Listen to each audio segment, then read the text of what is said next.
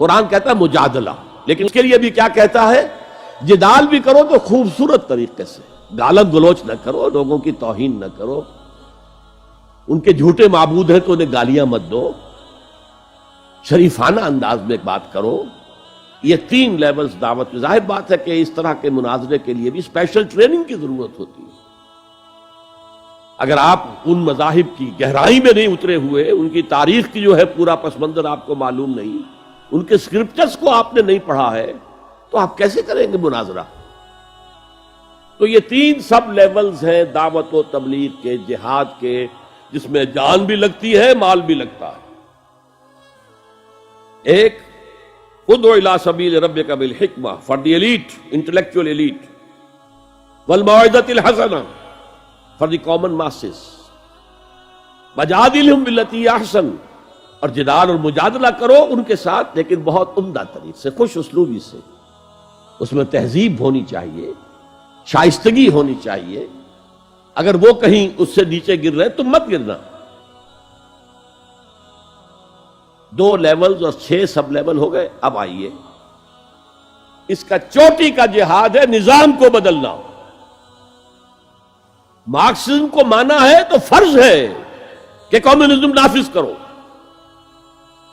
یہ سخت ترین مرحلہ ہے، اس لیے کہ ظاہر بات ہے کہ خلا تو کہیں ہے نہیں، کوئی نہ کوئی نظام تو ہے، اور وہ نظام اپنے آپ کو ڈیفینڈ کرتا ہے، وہ سٹیٹس کو چاہتا ہے۔ اس کے ساتھ جو پریولیج کلاسز ہیں وہ چاہیں گی نظام یہی رہے۔ اسی کی شاخوں پر تو ہمارے آشیانے بنے ہوئے ہیں، ہمارے گھونسلے ہیں، ہمارے مفادات پر زد پڑ رہی ہے۔ Gird up your loins, resist them. یہ معاملہ ہے جس میں تصادم آتا ہے۔ نظام تصادم کے بغیر نہیں بدل سکتا۔ دعوت کے ذریعے آپ سلیم الفطرت، سلیم العقل لوگوں کو کھینچ لیں گے، لیکن لاتوں کے بھوت باتوں سے نہیں مانتے۔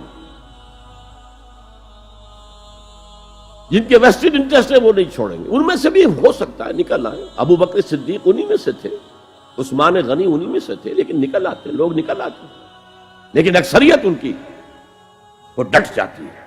گارڈ اپ یور لائنز، اپنے مفادات کا تحفظ کرو، بچاؤ اپنے مفادات کو۔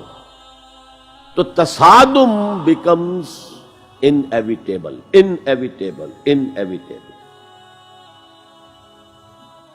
اس تصادم کی بھی 3 سٹیجز ہیں، وہی میں نے کہا تھا نا، 3 سب سٹیجز ہر سٹیج پر۔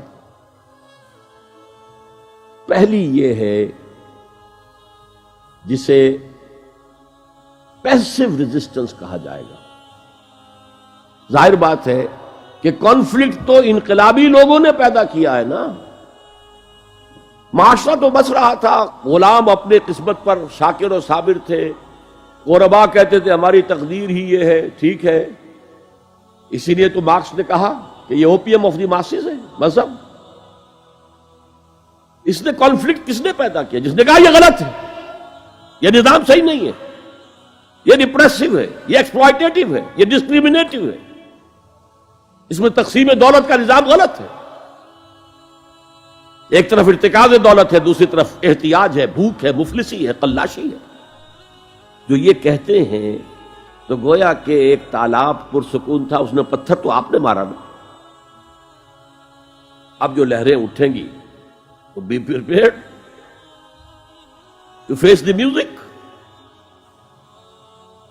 چنانچہ اور مارو ان کو قتل کرو، ان کو جیلوں میں ٹھوس دو، ان کو یہ کرو، ان کو وہ کرو۔ اس سارے معاملے میں پہلی سٹیج ہوگی اس نظریاتی اور نظام کے تصادم میں، ٹیک آل پرسیکیوشن وداؤٹ اینی ریٹیلیشن۔